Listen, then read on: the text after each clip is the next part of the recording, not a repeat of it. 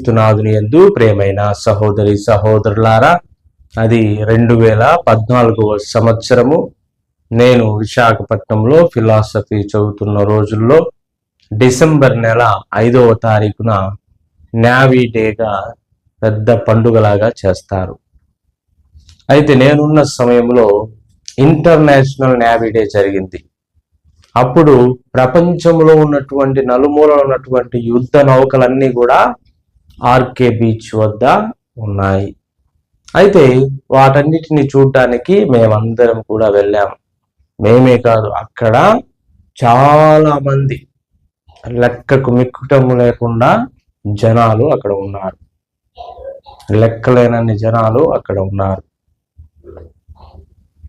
అయితే అందరూ కూడా అక్కడ ఉన్నటువంటి పడవలను చూస్తూ ఉన్నారు. రకరకాల యుద్ధ నౌకలు, మామూలు పడవలు అవి వచ్చాయి. వాటిలో ఒకటి మాత్రమే తెల్లని పడవను మనము చూస్తూ ఉన్నాం.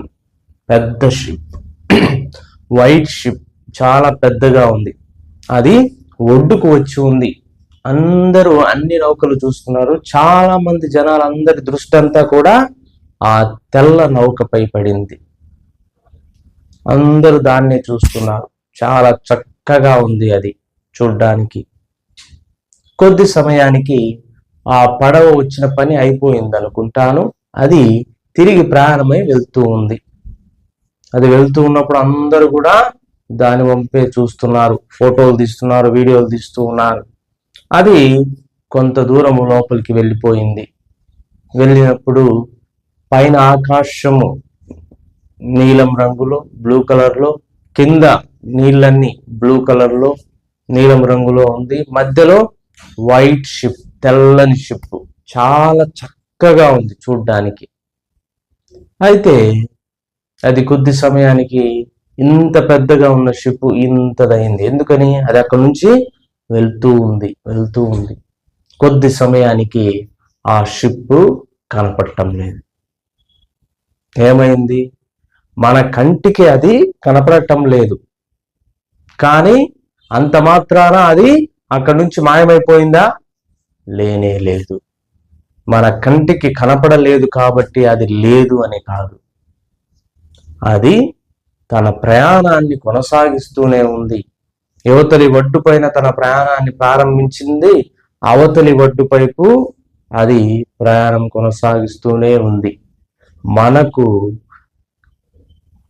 కనపడనంత మాత్రాన అది లేనట్టు కాదు. క్రీస్తునాథుని యందు ప్రియమైన సహోదరి సహోదరులారా, ఇందులో మనము గ్రహించవలసిన అంశం ఏమిటి అంటే, ఇదిగో మరణముతోనే ప్రతి ఒక్క వ్యక్తి మనకు కనబడకుండా పోతాడు. మనము సమాధిలో ఉంచుతాము. కాబట్టి ఆ వ్యక్తి కనపడటం లేదు, మరణించి ఉన్నాడు కాబట్టి అతని జీవితం అంతటితో అంతమైపోయింది అని నీవు నేను అనుకున్నట్లయితే అది పొరపాటు. అప్పటి వరకు కూడా ఇదిగో మరణమే శాసిస్తూ ఉంది. కాబట్టి మరణమే శాసిస్తుంది కాబట్టి ఈ మరణమే జయిస్తుంది అని అందరూ అనుకుంటూ ఉన్నారు. అందుకనే మరణముని మనము చూసినప్పుడు కానీ, మరణ వార్త విన్నప్పుడు కానీ ఎంతో దుఃఖం అనేది, బాధ అనేది మనలోనికి వస్తూ ఉంది. అయితే ప్రభువు నేటి సువిశేష పట్టణంలో మరణించినటువంటి లాజరును సమాధి నుంచి బయటకు లేపడాన్ని మనం చూస్తూ ఉన్నాం. అయితే ఇది కొత్త ఏం కాదు. యూదులందరికీ కూడా ఇది కొత్త ఏమి కాదు. ఎందుకని మనము నేటి మొదటి పట్టణంలో వింటూ ఉన్నాము. ఎజిక్యేలు ప్రవక్త గారు ఎండిన ఎముకలకు వాక్యాన్ని బోధిస్తే అవి జీవము గలవి అయినవి. మనము ఏలియా ప్రవక్త గాని, ఎలీషా ప్రవక్త గాని మనం చూసినట్లే అయితే వాళ్ళు మరణించిన వారిని లేపడాన్ని మనము చూస్తూ ఉన్నాం. అయితే క్రీస్తు ప్రభు కూడా మరణించిన లాజరును లేపడాన్ని మనము ఈనాటి పట్టణంలో చూస్తూ ఉన్నాము. అయితే దానికి వ్యత్యాసం ఏమిటి అంటే, ఇదిగో చనిపోయి సమాధిలో 4 దినములు ఉండిన తరువాత ప్రభువు వచ్చి అతన్ని లేపడాన్ని మనం చూస్తూ ఉన్నాము. యోహాను శుభవార్తలో ఇది చివరి అద్భుతం. మీరు బాగా చక్కగా ఆ పరిశుద్ధ గ్రంథాన్ని మొత్తం చదివినట్లయితే యోహాను శుభవార్తలో యేసు ప్రభు చేసే చివరి అద్భుతము ఏంటంటే ఇది మరణించినటువంటి లాజరును లేపడం. మరి మరణించినటువంటి లాజరును ఎందుకు లేపుతూ ఉన్నాడు అంటే, ఇదిగో ప్రభువు కూడా రేపు మరణించి సమాధిలో ఉంచబడి 3వ రోజు ఉత్థానమవుతూ ఉన్నాడు. ఆ సత్యాన్ని వీరందరూ గ్రహించాలి అంటే, ఇదిగో ప్రభువు మరణించిన ఒక వ్యక్తిని లేపడాన్ని వాళ్ళందరూ కూడా చూడాలి, గ్రహించాలి. ప్రియమైన సహోదరి సహోదరులారా, మరి మరణించినటువంటి లాజరును ప్రభువు లేపి ఉన్నాడు. అయితే ఇక్కడ మనము గమనించవలసిన అంశం ఏమిటి అంటే, క్రీస్తు ప్రభువు చేసిన చివరి అద్భుతం ఇది. ఆ తరువాత యెరూషలేము ప్రవేశము, ప్రభు యొక్క శ్రమలు, మరణము, ఆయన ఉత్థానాన్ని మనము చూస్తూ ఉన్నాము. అయితే ప్రభు దానిని ముందుగానే గ్రహించి దానిని ప్రజలకు అర్థము చేసుకునే విధముగా దీన్ని చేసి ఉన్నాడు. కానీ ఎవరు కూడా దాన్ని, ఆ మేధాశక్తిని ఎవరు కూడా గ్రహించలేదు. అయితే లాజరు యొక్క మరణము నుంచి జీవములోనికి రావడంని మనము ఏమి నేర్చుకోగలము? నేటి సువిశేషము ద్వారా ప్రభు మనందరికీ ఏమి బోధిస్తూ ఉన్నాడు అని మనము పరిశీలించినట్లయితే, ఇదిగో ప్రభు చేసినటువంటి ఈ అద్భుతములో మొట్టమొదటిగా లాజరు జబ్బుపడి ఉండెను, లాజరు మరణించి ఉండెను అనే ఈ వార్తను ప్రభు ఎప్పుడైతే విన్నాడో అప్పుడు ప్రభు పలికిన మాటలు ఏమిటి? ఇదిగో ఇది దేవుని మహిమ కొరకే వచ్చింది, కానీ మరి ఇతడిది ఏమీ కాదు. ఇదిగో ఈ పుట్టు గుడ్డివాడు ఎందుకు అయ్యాడు, ఎవరు చేశారు దీనికి తప్పు అంటే, లేదు, ఇదిగో ఇది ప్రభు మహిమ కొరకే వచ్చి ఉన్నది. అంటే లాజరు మరణం కూడా ప్రభు మహిమ కొరకే వచ్చి ఉన్నది. ఇదిగో మరణించినటువంటి ప్రభు తిరిగి ఉత్థానమవబోతూ ఉన్నాడు. ఈ సత్యాన్ని గ్రహించడానికి ప్రభు యొక్క మహిమను అందరికీ తెలియజేసే విధముగా ఈ మరణం అనేది వచ్చినది. మరణించిన తరువాత 4 దినముల పాటు లాజరు సమాధిలో ఉంచబడ్డాడు.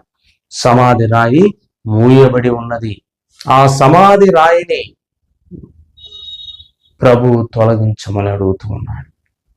అద్భుతము చేసే ముందు ప్రభు అంటున్న మాట ఏమిటి? ఇదిగో ఆ రాయి తొలగించండి.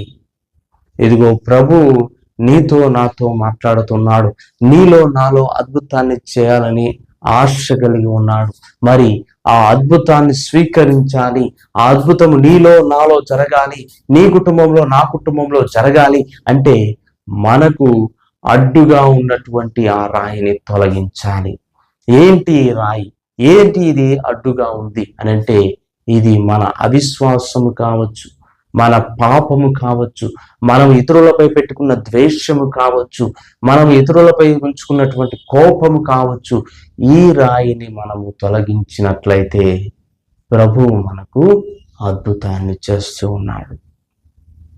లాజరు మరణించి 4 రోజులు అయింది, కానీ మనమందరము కూడా ఆధ్యాత్మికముగా మరణించి 4 రోజుల కంటే ఇంకా ఎక్కువే రోజులు అయి ఉంటుంది.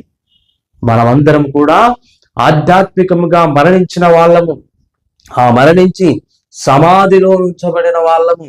ఇదిగో ఆ రాయిని తొలగించండి అన్నప్పుడు మార్త అన్న మాటలు ఏంటి? ప్రభు ఇప్పటికే 4 రోజులైనది, ఇది దుర్వాసన కొడుతూ ఉంటూ ఉన్నది అని చెప్పి ఆమె చెప్పడాన్ని మనం చూస్తూ ఉన్నాం. 4 రోజులకే అంత దుర్వాసన వస్తే మనము ఆధ్యాత్మికంగా ఎన్నో రోజుల నుంచి మరణించి ఉన్నాం. మరి మరణము మనకు దుర్వాసన, ఇంకెంత ఎక్కువ దుర్వాసన మన నుండి వస్తుంది అని మనల్ని మనము గ్రహించాలి. ప్రియమైన సహోదరి సహోదరులారా, ఎప్పుడైనా ఒక ఇంటిని మనము ప్రతిరోజు శుభ్రం చేశామనుకోండి, ఎక్కువ మట్టి కానీ ఎక్కువ బూజు కానీ ఉండదు. అదే నువ్వు నెలకొకసారి, 6 నెలలకు ఒకసారి, సంవత్సరానికి ఒకసారి నువ్వు ఒక రూమును క్లీన్ చేయాలి అని అన్నప్పుడు ఎంతో బూజు, ఎంతో చెత్త, ఎంతో మట్టి అక్కడ పేరుకొని ఉండేదాన్ని మనం చూస్తూ ఉన్నాం. మరి నీలోను నాలో అద్భుతం జరగాలంటే ప్రతిరోజు మనము ఆ ప్రభువును స్వీకరించే బిడ్డలుగా ఉండాలి. ఏ విధంగా స్వీకరించాలి? ఇదిగో మనలో ఉన్నటువంటి ఆ రాయిని మనం తొలగించాలి. ద్వేషము, పగ, కోపము, అవిశ్వాసం అనే ఈ రాళ్లను మనం తొలగించినట్లయితే ప్రభువు మనలోనికి ఏం చేస్తాడు? మనకు అద్భుతాన్ని చేస్తున్నాడు. ప్రియమైన సహోదరి సహోదరులారా, మరి ప్రభువు పలుకుతున్న మాటలు, లాజరు బయటికి రమ్ము అని ప్రభువు పిలుస్తూ ఉన్నాడు. ఇదిగో నీ పాప కూపము నుంచి నువ్వు బయటికి రావాలి, నీ పాప బంధకాల నుంచి నువ్వు బయటికి రావాలి, నీ చెడు ఆలోచనల నుంచి నువ్వు బయటికి రావాలి అని ప్రభువు నీకు నాకు హెచ్చరిస్తూ ఉన్నాడు. నిన్ను నన్ను హెచ్చరిస్తూ ఉన్నాడు. ప్రియమైన సహోదరి సహోదరులారా, మరి తరువాత పలుకుతున్న మాటలు ఏంటి? ఇదిగో అతని బంధకములను విప్పండి, అతడి చుట్టూ నేసినటువంటి బట్టను, నార బట్టను విప్పండి అని ప్రభువు పలుకుతూ ఉన్నాడు. ఇదిగో మనము కొట్లాటల్లో, సమస్యల్లో, బాధలలో కొట్టుమిట్టాడుతూ అన్ని రకాల బంధకాలలో మనం బంధించబడి ఉన్నట్లయితే ప్రభు ఆ బంధకాలన్నిటినీ విప్పడానికి సిద్ధముగా ఉన్నాడు. మరి మనము ఆ ప్రభువును స్వీకరించి ఆ ప్రభువును మనలోనికి ఆహ్వానించాలి అంటే ఇదిగో ఈ బంధకాల నుంచి మనము వైదొలగాలి, ఈ రాయిని మనలో నుంచి తీసివేయాలి. ఆ ప్రభువు పలికిన విధముగా బయటకు రా అన్నప్పుడు అతడు పాప బంధకాల నుంచి మనమందరం కూడా బయటికి వచ్చినప్పుడు ప్రభువు మనందరినీ కూడా, మనందరి జీవితాల్లో కూడా అద్భుతాన్ని చేసడానికి సిద్ధముగా ఉన్నాడు. మరి మనము ఆ ప్రభువుని స్వీకరించడానికి మనలోని బంధకాలను, మనలో ఉన్నటువంటి రాయి లాంటి మనస్తత్వాన్ని తీసివేయడానికి మనమందరము సిద్ధముగా ఉన్నామా? ఒకవేళ ఆ విధంగా లేనట్లయితే ఆ విధంగా ఉండుటకు ప్రభువు మనకు కావలసిన శక్తిని, బలమును, పవిత్రాత్మ వరాన్ని కుమ్మరించమని మనమందరం కూడా ప్రార్థన చేసుకుందాం. ఆమేన్.